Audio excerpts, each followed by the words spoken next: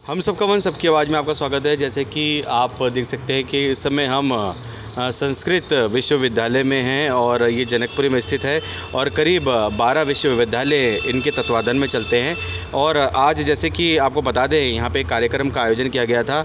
किताब का विमोचन था, एक पुस्तक विमोचन का, जिसका नाम है फगोनी। और उस पुस्तक को आज विमोचन करने के लिए यहाँ पे सांसद श्री रमेश पोखरियाल निशंक जी यहाँ पे आए और उन्होंने अपने शब्दों से सबको गदगद किया और सभी को ज्ञानवर्धक बातें बताई और बताया कि कैसे विश्व गुरु बनकर भारत आगे बढ़ रहा है और पहले भी भारत विश्व गुरु था और सदा विश्व गुरु बना रहेगा।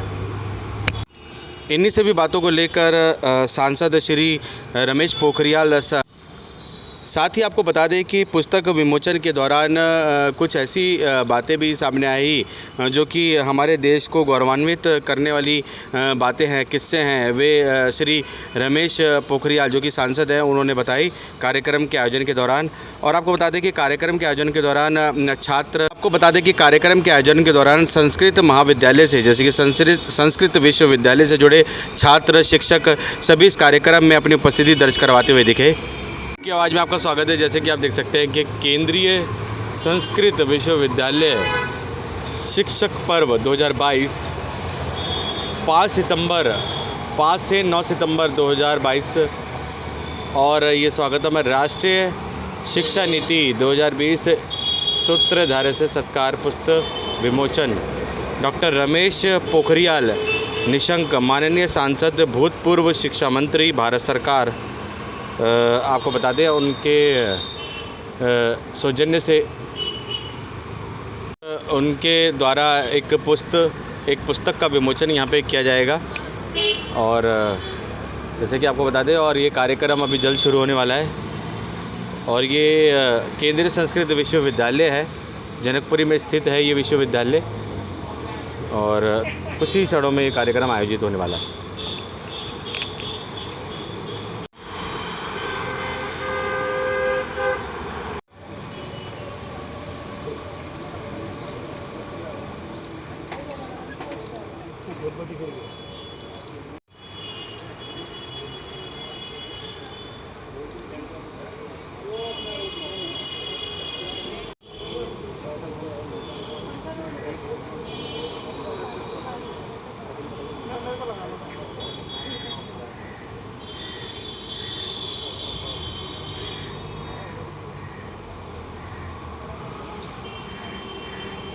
उस तरफ से आएंगे सर।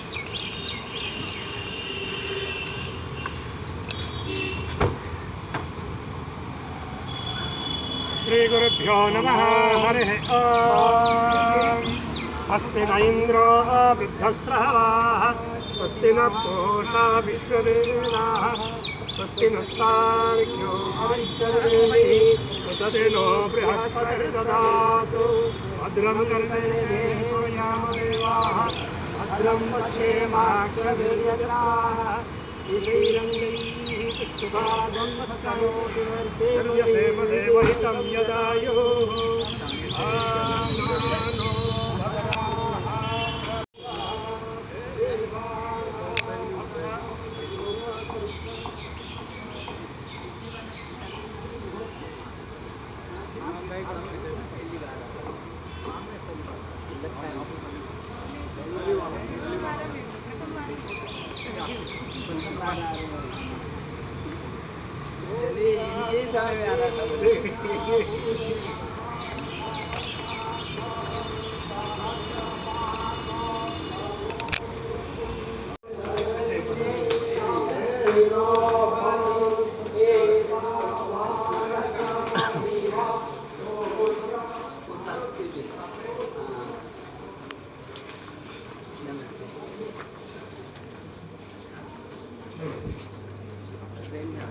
अच्छा।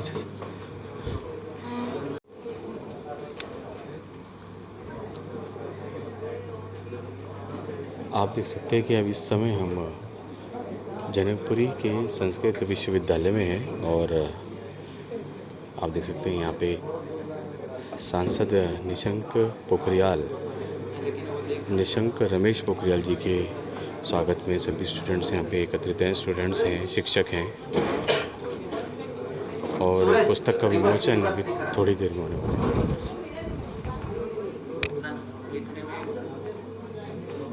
लेकिन उनके लिए तो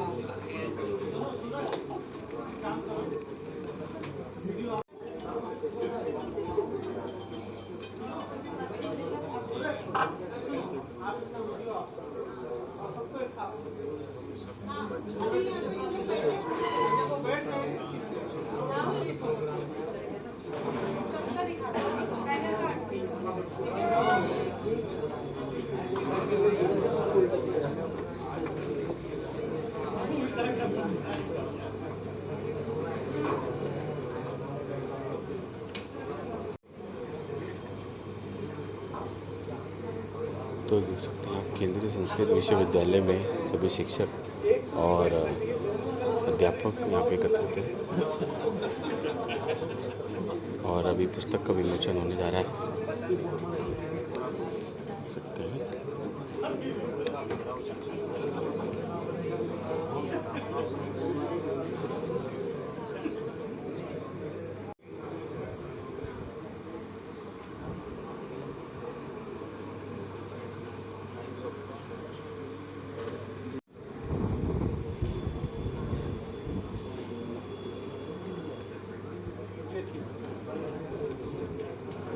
तो जनकपुरी का केंद्रीय संस्कृत विश्वविद्यालय है, सभी यहाँ पे एकत्रित हैं, शिक्षक हों अध्यापक हो सभी यहाँ पे एकत्रित हैं और डॉक्टर रमेश पोखरियाल निशंक जी आ चुके हैं। थोड़ी देर में ही पुस्तक का विमोचन यहाँ पे किया जाएगा।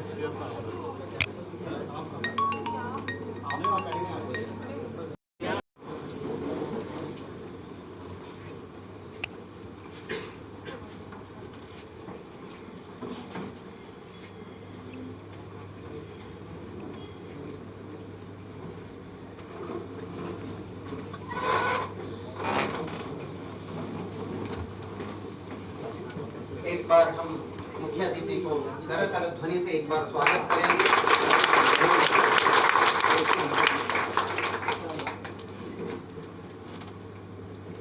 अंतरायति विरोपशांतये शांतपावनम चिन्त्य वैभवम तम नरम वपुषि कुंजरम मुखे मन्महे किमपि तुंदिलम महा। नमस्ते भाई, पूरे भारत में शिक्षक पर्व मना रहे हैं, लेकिन आज इस विशिष्ट कार्यक्रम में हमारे बीच में मुख्यातिथि रूप में जो युग प्रवर्तक, मैं क्यों युग प्रवर्तक कहता हूं, आज एक जो राष्ट्रीय शिक्षा नीति का जो युग हमारा शिक्षण क्षेत्र में जो परिवर्तन हुआ है उसका मुख्य सूत्रधार है माननीय डॉक्टर रमेश पोखरियाल निशंक जी। और दूसरा कारण है जो राष्ट्रीय संस्कृत संस्थान था, उनके इच्छा शक्ति, क्रिया शक्ति और ज्ञान शक्ति, इन तीन कारणों से ये जो राष्ट्रीय संस्कृत संस्थान था आज पूरे विश्व में केंद्रीय संस्कृत विश्वविद्यालय रूप में परिवर्तन हुआ है। उसका मूल कारण है आज का हमारा मुख्य अतिथि रमेश पोखरियाल निशंक।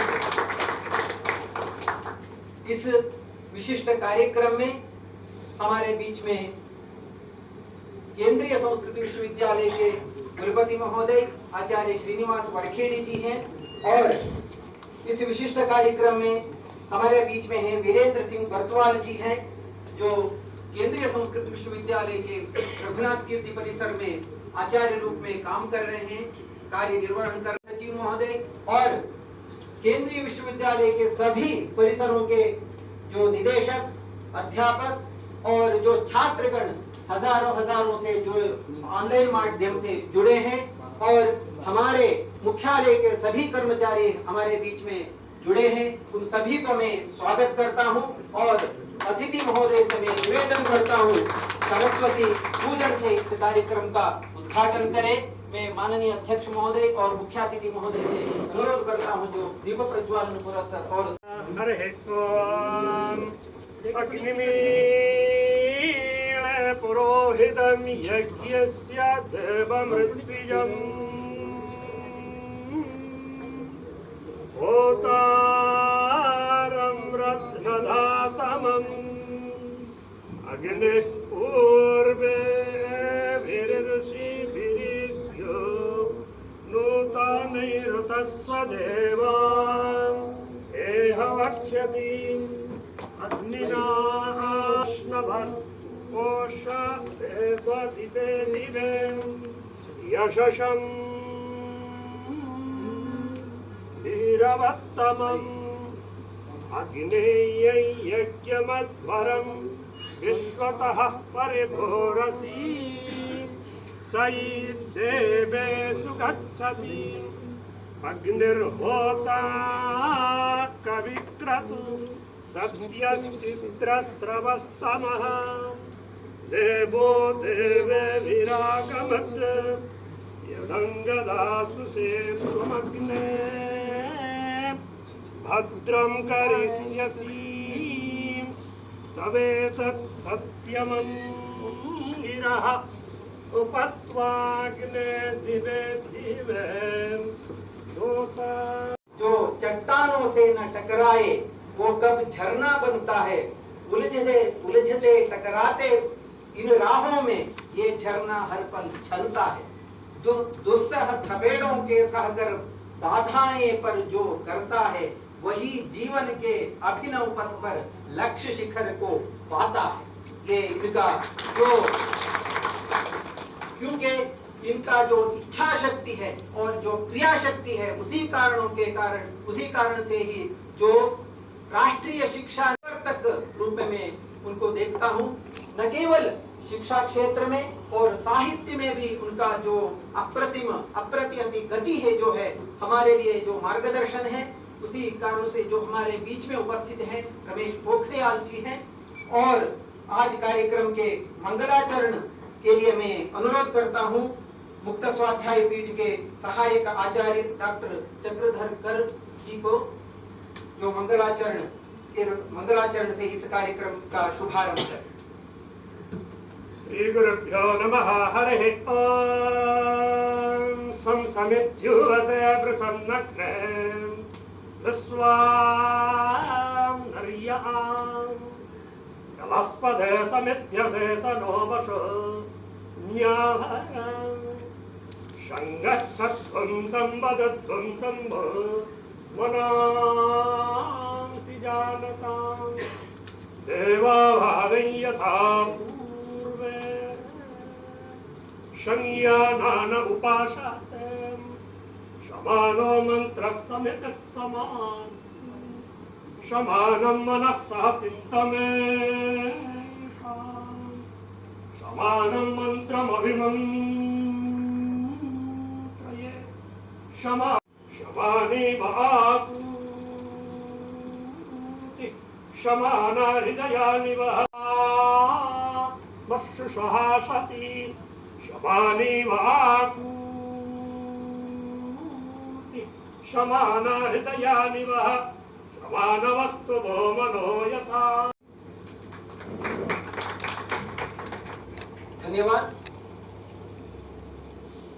और जो कार्य वैसा होगा उसका फल भी उसी अद्भुत रूप से निकलता है। उसी तरह हमारे अतिथि जो है रमेश पोखरियाल निशंक जी है, उनका भी जो आकार सदृश प्रज्ञ भी है, प्रज्ञया सदृश आगम भी है, आगम व सदृशोदय भी है, और सदृशारंभ से जरूर उसे फल भी हमारे लिए, पूरे देश के लिए, पूरी दुनिया के लिए आज जो राष्ट्रीय शिक्षा नीति उपलब्ध हुआ है, उनका जो परिश्रम और इच्छा शक्ति अत्यंत हर्ष एवं आनंद का प्रसंग है कि डॉक्टर तथा पूर्व मुख्यमंत्री उत्तराखंड, वर्तमान लोकसभा सांसद, भारतीय जनता पार्टी के प्रमुख नेता और हिंदी के प्रसिद्ध कवि, कथाकार, उपन्यासकार, यात्रावृत्त लेखक एवं समालोचक आज हमारे बीच में उपस्थित हैं। उनकी गरिमामयी उपस्थिति में आज राष्ट्रीय शिक्षक पर्व के अवसर पर डॉक्टर वीरेंद्र सिंह बरतवाल फागुनी का लोकार्पण माननीय डॉक्टर निशंक जी और हमारे विश्वविद्यालय के यशस्वी कुलपति आचार्य श्री श्रीनिवास वरखेड़ी जी के कर्तव्यों से होना है। इस पुस्तक हम डॉक्टर रमेश पोखरियाल जी निशंक, कुलपति प्रोफेसर श्रीनिवास वरखेड़ी जी एवं पुस्तक लेखक डॉक्टर वीरेंद्र सिंह बरतवाल जी का स्वागत एवं अभिनंदन करते हैं। साथ ही स्वागत करते हैं इस सभागार में उपस्थित कुल सचिव समेत परिसरों के माननीय अधिष्ठातागण, निदेशकगण, आचार्य, सहाचार्य, सहायक आचार्य, अधिकारी, कर्मचारी एवं छात्र छात्राओं का। विश्वविद्यालय में राष्ट्रीय शिक्षक पर्व के अवसर पर राष्ट्रीय शिक्षा नीति के प्रासंगिक एवं महत्वपूर्ण डॉक्टर रमेश पोखरियाल जी निशंक केवल विशिष्ट राजनीतिज्ञ ही नहीं परिचित है। उनके 100 से भी अधिक पुस्तकें प्रकाशित हैं, जिनमें कथा संग्रह, उपन्यास, कविता संग्रह, खंडकाव्य, यात्रा वृत्तांत तथा साहित्यिक एवं राजनीतिक समालोचनात्मक ग्रंथ अंतर्भुक्त है एवं पुरस्कारों से सम्मानित किया गया है। डॉक्टर निशंक जी के व्यक्तित्व एवं कृतित्व का आयाम बहुत विशाल है।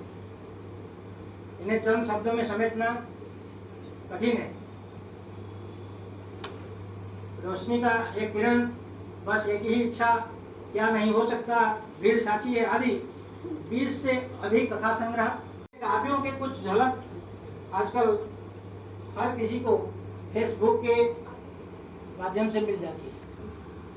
आज ही सुबह फेसबुक में सुप्रभात के रूप में उनके कविता संग्रह फले लोभात उद्बाहुरिव वामन, हम जो है उनका साहित्य का जो उनका जो परिश्रम है उनको देख के प्रांशुलभ्य फले लोभात उद्बाहुरिव वामन, जो छोटा जो व्यक्ति से जो बड़ा जो पेड़ का जो छूने के लिए जो जाएगा, उसी तरह उनका साहित्य का जो परिश्रम, साहित्य में उनका जो कृति रचना जो है देखकर हमारे लिए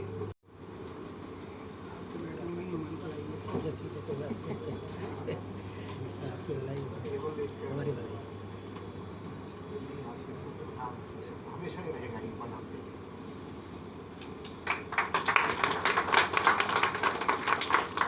राष्ट्रीय शिक्षा नीति के सूत्रधार है डॉक्टर रमेश पोखरियाल निशंक जी हैं। इनका अभिनंदन साथ में आ जाओ सर। और सत्कार हमारा सौभाग्य का, केंद्रीय संस्कृत विश्वविद्यालय का सौभाग्य का विषय है।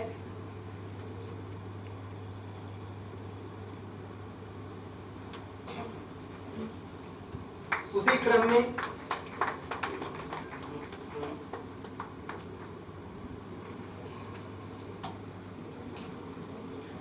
में मैं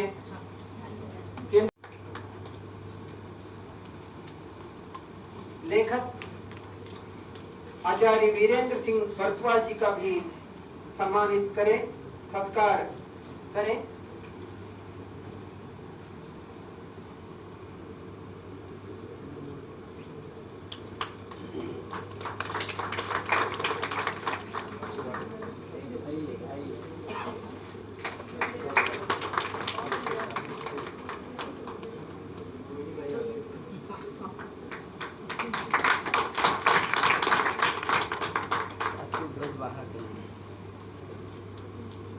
पुण्य अवसर पर डॉक्टर वीरेंद्र सिंह बरतवाल जी से जो लिखे गए हैं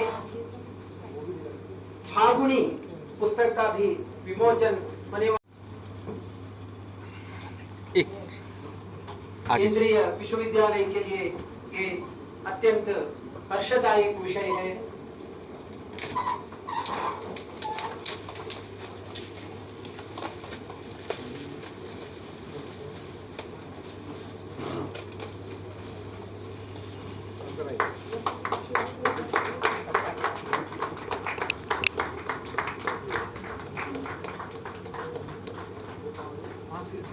पीछे पीछे हटो वहाँ, तो पीछे हटना।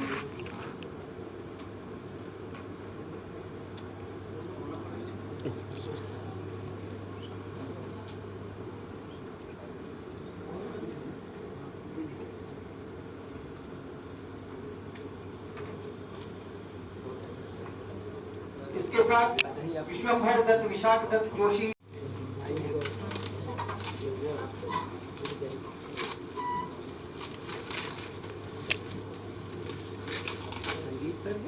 बजोनी का निवासी है।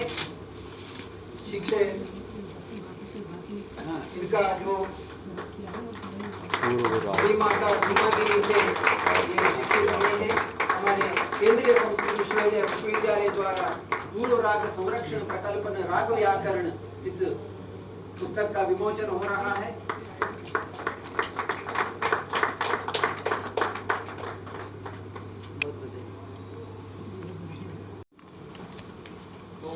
रघुनाथाय नाथाय सीताय पतये नमः। आज मेरे जीवन के इस विलक्षण पोखरियाल निशंक जी, हमारे विश्वविद्यालय के यशस्वी कुलपति महोदय प्रोफेसर श्रीनिवास वरखेड़ी जी, मुझे पद पर मार्गदर्शन करते रहे आचार्य बनमाली विश्वाल जी, हमारे विश्वविद्यालय के कुल सचिव प्रोफेसर रणजीत कुमार बर्मन जी, प्रोफेसर कुलदीप जी, बड़े इस महत्वपूर्ण क्षण के लिए अपने महत्वपूर्ण क्षण निकाले। अपनी जो पुस्तक है मेरी फागुनी, इस संदर्भ में अधिक नहीं कहूँगा, आचार्य विश्वाल सर ने उस संदर्भ में बहुत अधिक कह दिया है। और इतना कह दूं कि आचार्य विश्वाल महोदय यदि उसमें सहायता नहीं करते तो ये पुस्तक अस्तित्व में नहीं आती। क्योंकि आज से 3-4 साल पहले जब देवप्रयाग में आप व्याकरण विभागाध्यक्ष थे, तो मैं कहानी लिखने का पहला जो प्रयास किया आपको ही दिखाया, आपने सभी कहानियां पढ़ी, उन पर कुछ मार्गदर्शन किया कि इसमें ये हो सकता है। तो मैंने इस रूप में 3-4 साल में ये पहला मेरा प्रयास है कहानी का। अन्य मैंने अनेक क्षेत्रों में किताबें लिखी हैं। विशेष रूप से आभार प्रकट करता हूँ आज के जो मुख्य अतिथि हैं डॉक्टर निशंक जी। मैं उनसे जीवन में उनका मुरीद क्यों हुआ, मैं पत्रकारिता में था, मैंने 18-19 साल पत्रकारिता की बड़े अखबारों में। तो 1999 की बात है, जब आप उत्तरांचल विकास मंत्री हुआ करते थे, मैं हिंदुस्तान का पत्रकार हुआ करता था मसूरी में। तो आपका मसूरी में कोई कार्यक्रम था और आप समय पर नहीं आए 4 बजे, और हम सारे पत्रकार वहां से पलायन कर गए कि कैसे नेता हैं समय पर आते ही नहीं है, और हम कार्यक्रम का बहिष्कार करके चले गए। आपकी सदाशयता देखिए कि आपने 1 घंटे बाद किसी कारण ट्रेन लेट हो गई थी, आप आए और आपने हमारी गाड़ी वापस बुलवाई मसूरी में और हमसे क्षमा याचना की और कहे कि मेरे से ये विलंब हो गया था, अपना स्पष्टीकरण दिया। इस महानता को मैं नमन करता हूँ।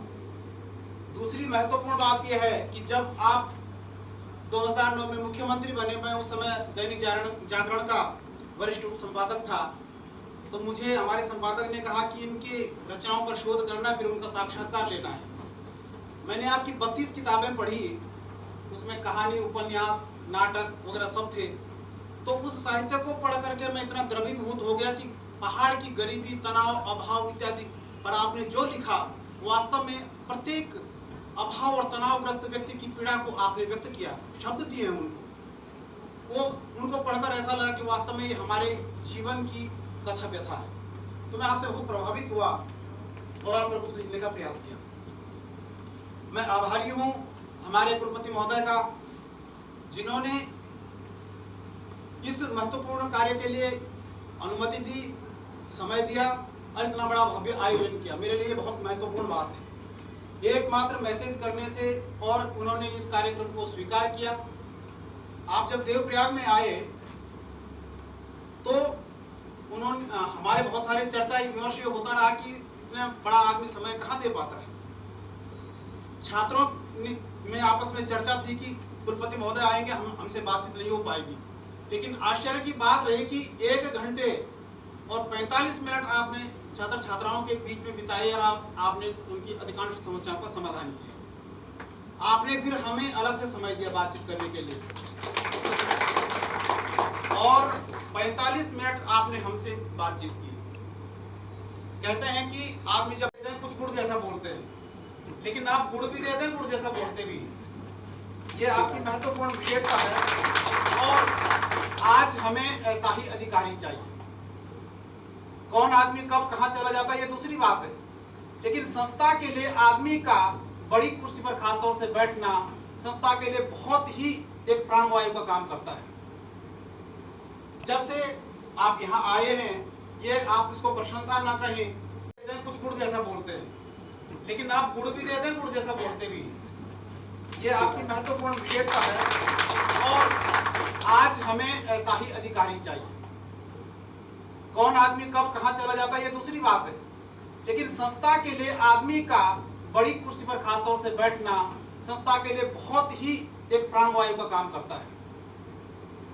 जब से आप यहाँ आए हैं, ये आप इसको प्रशंसा ना कहें, कहीं भी रहे, कहीं भी चला जाए, लेकिन संस्था को फलना फूलना चाहिए और महत्वपूर्ण व्यक्तियों का, अंतिम व्यक्ति की पीड़ा को समझने वाले व्यक्ति का उस कुर्सी पर बैठना बहुत महत्वपूर्ण है। मैं अधिक न कहते हुए अपने शब्दों को यही विराम देता हूँ। आप सभी का आभार व्यक्त करता हूँ। धन्यवाद। व्याकरण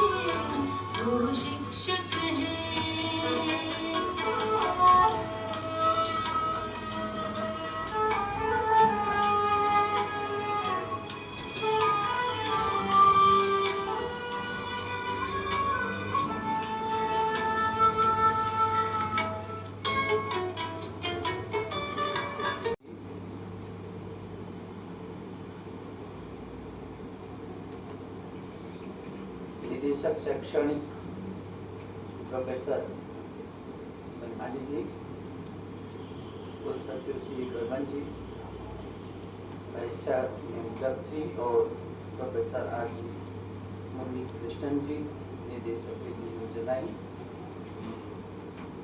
भाई मधुकर जी कार्यक्रम का बेहतर संचालन कर रहे हैं और कार्यक्रम की संयोजिका अमिता जी, जी का स्नेहलता जी और सभी यहाँ पर उपस्थित शिक्षक भाई और बहनों, मेरे मीडिया के मित्रों, और आज जिनकी पुस्तक का लोकार्पण हुआ है और ये अनवरत व्यक्ति से जुड़े हैं एक बहुत लंबे समय से और सौभाग्य से इस विश्वविद्यालय का एक हिस्सा है।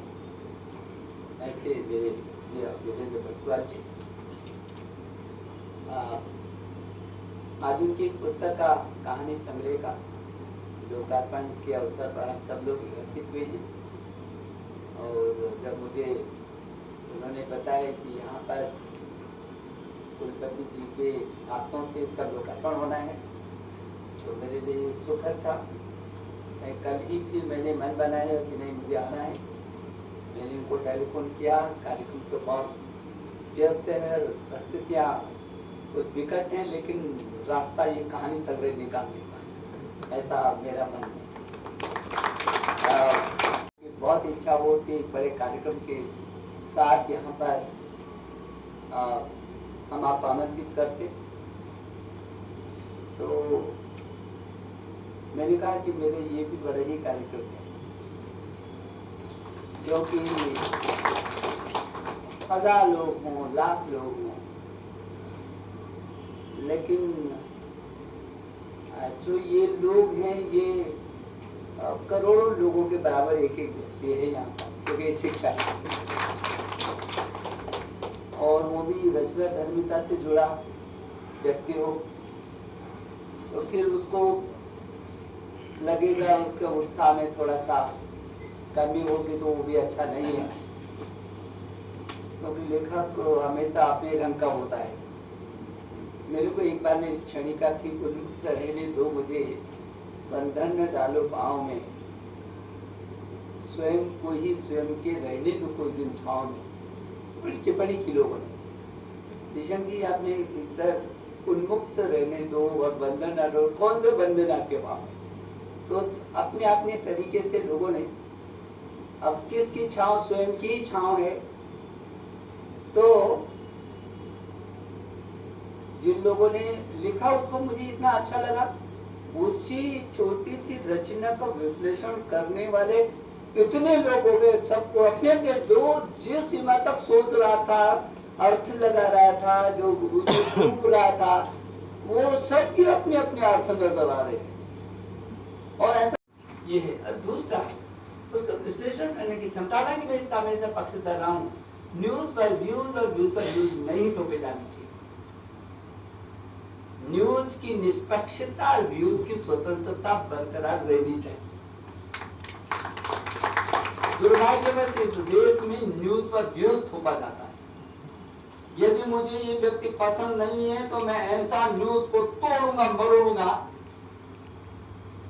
कि कहीं की बात में कहीं ले जाऊंगा। आपका अपना विचार है, आप अलग से विश्लेषण करें ना, कौन रोकता है? लेकिन आप न्यूज के साथ अन्याय नहीं कर सकते, उसकी निष्पक्षता बनी रहनी चाहिए। और जो आपके व्यूज हैं उसकी स्वतंत्रता है, आप लिखो ना, दमदारी से लिखो, किसी को अच्छा लगे खराब लगे, आपके अपने विचार है। और इसकी जरूरत है शायद, क्योंकि ये चौथा स्तंभ है, ये लिखने की जो ये संवाद का, ये संस्कृति का, ये आचार विचार का, व्यवहार का ही नहीं बल्कि प्रशासन के तंत्र का एक मजबूत पहिया ही नहीं है, बल्कि सेतु भी है। जनतंत्र, लोकतंत्र और जनता के बीच का ये सेतु है। मुझे खुशी है कि इन्होंने पत्रकारिता के साथ साथ अभी और भी लिखा है, लेकिन ये कहानियां ये पहली इनकी आई है और कहानियां भी बहुत बेहतर हैं। उस पीड़ा को इन्होंने क्योंकि महसूस किया है अंदर से, जब कोई छटपटाता तो उसके वो शब्द बाहर निकलते हैं और वो छटपटाहट इनके मन में बरकरार रही है। तो मैं सबसे पहले तो मैंने इस कहानी संग्रह को देखा, पढ़ा, मुझे खुशी है कि लोगों के अंदर तक घुसने का मादा डॉक्टर वीरेंद्र बर्तवाल में है। मैं शुभकामना देना चाहता हूँ, लगातार क्योंकि कौन सा शब्द, कौन सी कहानी, कौन सा विवरण कब इस व्यक्ति के जीवन को बदल दे और संकल्प बनकर के खड़ा हो जाए, कुछ कहा नहीं सकता। साहित्य के शब्द तो सबसे बड़ी ताकत है दुनिया में। ये अणुबम, परमाणु बम से भी बड़ा बम है तो शब्द बम है।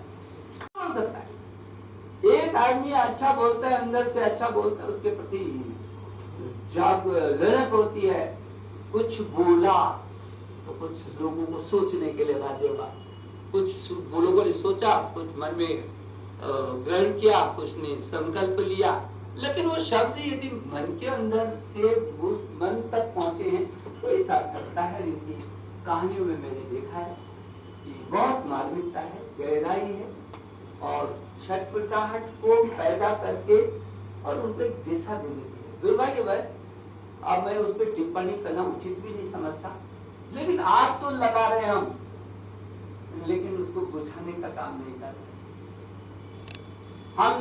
वो जलेगा ही जलेगा, आग पैदा होनी चाहिए, लेकिन सामर्थ्य इतना होना चाहिए कि आपकी आग अंधेरों को मिटा करके और प्रकाश कर सके। वहां तक का रास्ता जरूरी है किसी भी साहित्यकार के लिए। और बहुत जरूरी है किसी भी लिखने वाले के, किसी भी विचारक के। और मैं ये भी आग्रह करना चाहता हूं, मैं भी शिक्षक हूं, ये लिखने का क्रम सबका ही जारी रहना चाहिए।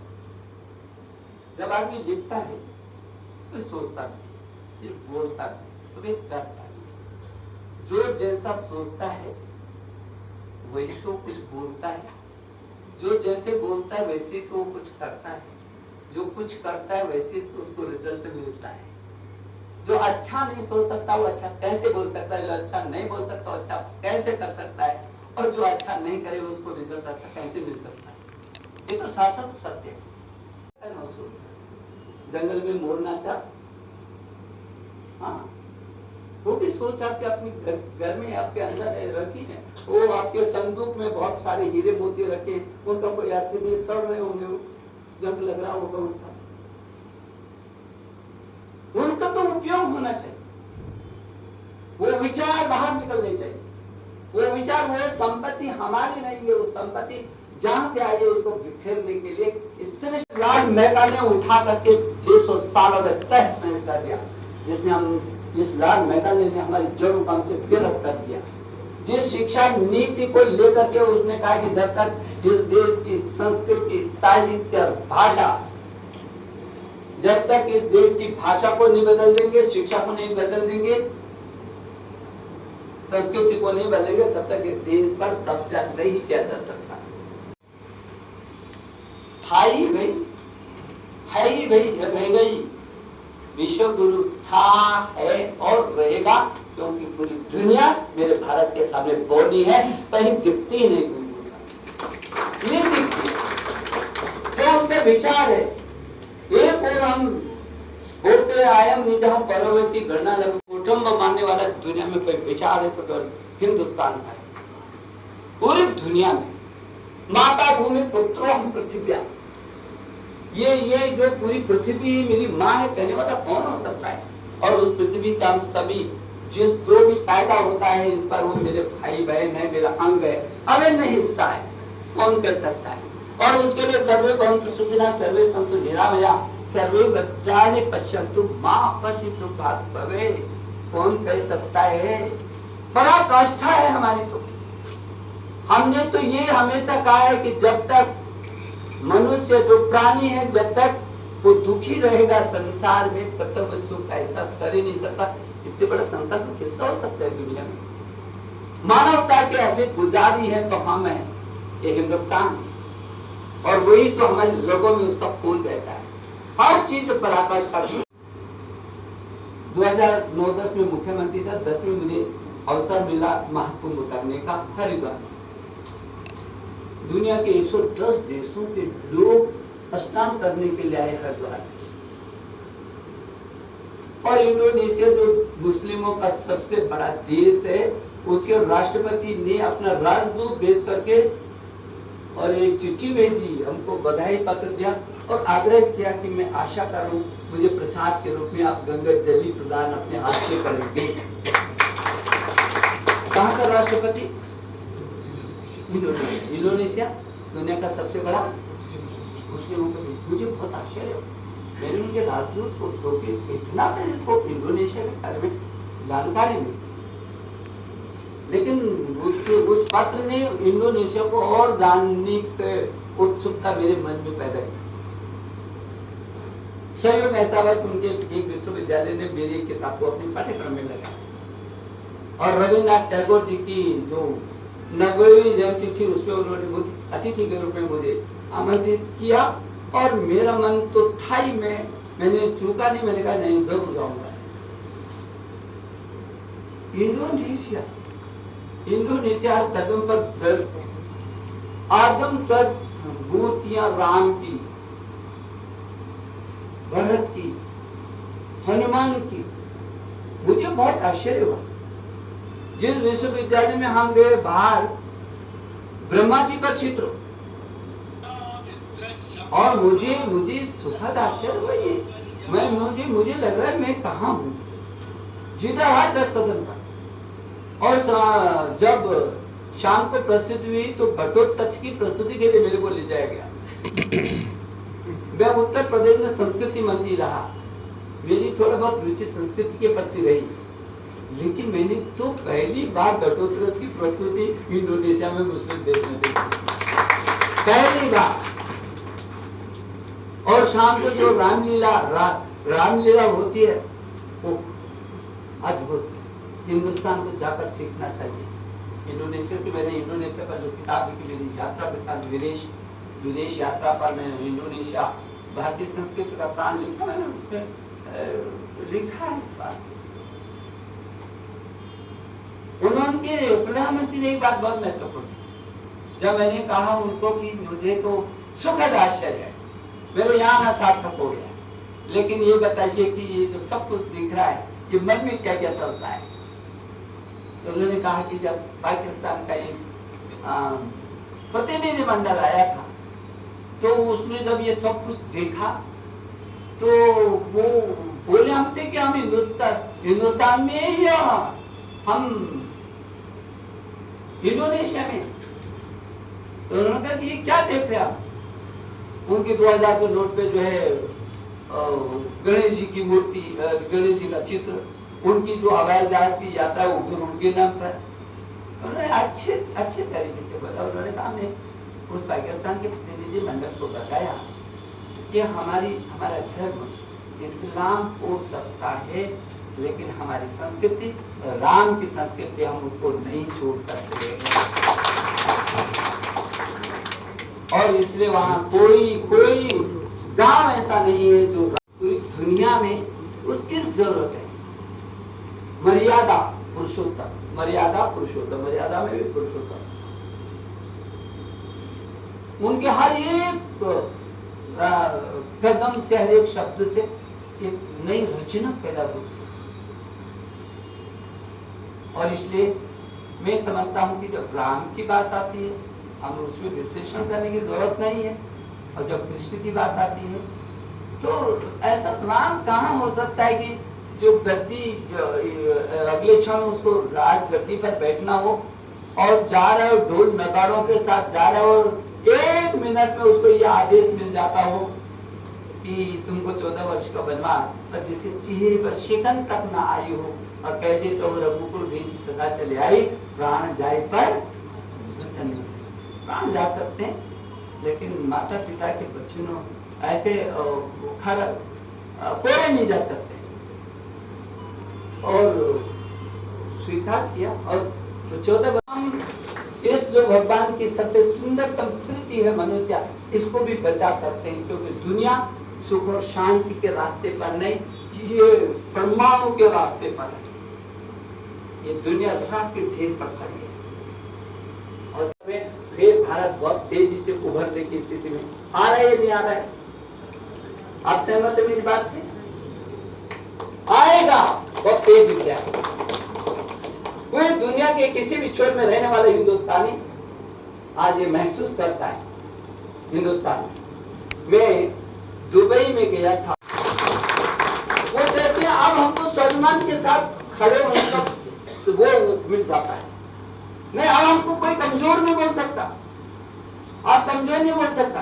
देश वही है, लोग वही है, क्षेत्र वही है। जब विचार ताकत के साथ खड़ा होता है, समझौता नहीं करता, देश नेशन फर्स्ट, उसके बाद कोई दल है और उसके बाद और कुछ है। जब ये संकल्पना खड़ी होती है तो ये देश खड़ा हो जाता है। 135 करोड़ लोगों का देश, एक कदम भी एक व्यक्ति केवल एक कदम भी चलता है, एक कदम जो हिंदुस्तान के कोई वीजा नहीं, क्योंकि कौन इस लंबी प्रक्रिया से होकर जाएगा। तो ये जो कुछ दिन पहले अभी मैं देख रहा था, आपने उसमें भी लिखा है और इसमें भी लिखा है आपने, स्वतंत्रता अमृत महोत्सव, यह अमृत महोत्सव चल रहा है। 75 वर्ष पूरे हो गए देश की आजादी। इस अमृत महोत्सव में हमने ये जो तिरंगा है, गर्व तिरंगा लहराया था। इस तिरंगे को कितनी बड़ी ताकत मिली है कि सबके वही उसका वीजा था, वही उसका पासपोर्ट था, तिरंगा को हाथ में लेकर के जा रहा था और हर देश का आदमी नमस्ते इंडिया, नमस्ते इंडिया, नमस्ते इंडिया, नमस्ते इंडिया कर रहे और वो जाते रहे। और जो पाकिस्तान के हमारे छात्र थे, इतनी ईमानदारी बरती थी कि वो अपने देश में जाकर के और उन्होंने क्या क्या किया था, इंटरव्यू दिया। आपने फेसबुक पर देखा होगा, सोशल मीडिया में चला कि हमारे पास यदि तिरंगा नहीं होता तो हमारी जान बच नहीं सकती थी। धन्यवाद देना चाहते इंडिया को, धन्यवाद देना चाहते नरेंद्र मोदी को। और एक कदम आगे जाकर उन छात्रों ने कहा, काश हमारे देश का भी प्रधानमंत्री नरेंद्र मोदी जैसा होता। मैं संदर्भ में बस इन बातों को इसलिए कह रहा हूँ, देश वही होता है, लोग वही होते हैं, परिवेश वही होता है। विचार जब संकल्प में बदलता है तो परिस्थितियां बदल जाती है, ताकत कई गुना ज्यादा बढ़ जाती है। और इसलिए ये जरूरी है, क्योंकि में शिक्षा का जो सामर्थ्य है, अभी शिक्षक वाला गीत जो है आपके पास आया होगा, मेरे मन में आया, गुरु पर तो है। किसी ने मुझे कहा, मैंने कहा पूछो ढूंढो कहीं शिक्षक पर कोई गीत है कि नहीं, तो मुझे कहीं लगा ही नहीं। तो मैंने 3-4 दिन पहले ही उसको 4-5 दिन पहले लिखा कि शिक्षक पर भी तो कोई गीत होना चाहिए। फिर लिखा और जो नेहा खंडरिया यहाँ बाल भवन में अध्यापिका ही है, उसने उसको गीत को गाया। ये अभी 5-6 दिन 3 तारीख 4 तारीख उसका जन्म हुआ। शिक्षक का सामर्थ्य रहा, क्या है शिक्षक। और इसलिए मैं बहुत आभारी हूँ कि चेहरा देखो ना, देखिए चेहरा कैसा बोलता है। आप किसी भी आदमी को बात कर दो, बात आधा चेहरा मुरझाया हुआ चेहरा, ऐसा लगता है इस आदमी के दिल दिमाग सारी बात शायद इसी के सिर पर आ गया हुआ कुंठा में। कल हम लोगों ने से यही कहा था शिक्षक दिवस पर, मैंने तो यही कहा था, चेहरे के कारण। हाँ, असली पत्रकार है।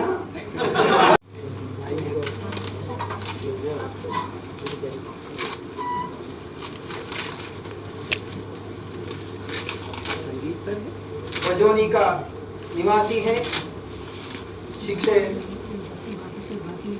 इनका जो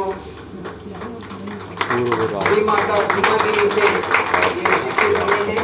हमारे केंद्रीय संस्कृत विश्वविद्यालय द्वारा पूर्व राग संरक्षण प्रकल्पन राग व्याकरण इस पुस्तक का विमोचन हो रहा है।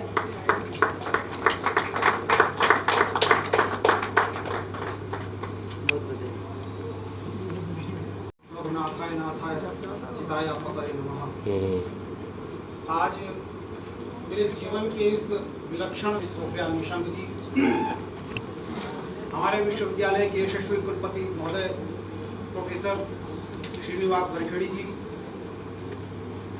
मुझे पद पर मार्गदर्शन करते रहे आचार्य बनमाली विश्वाल जी, हमारे विश्वविद्यालय के कुल सचिव प्रोफेसर रणजीत कुमार बर्मन जी, प्रोफेसर कुलदीप जी, बड़े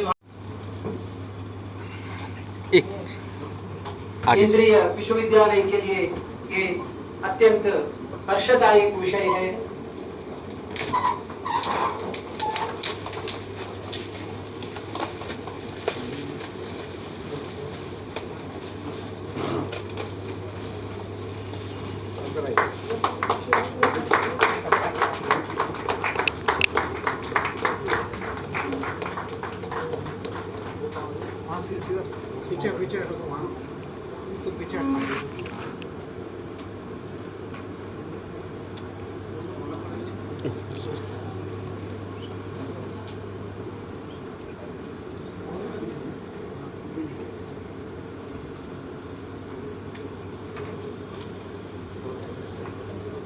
इसके साथ विश्वंभर दत्त, विशाख दत्त जोशी।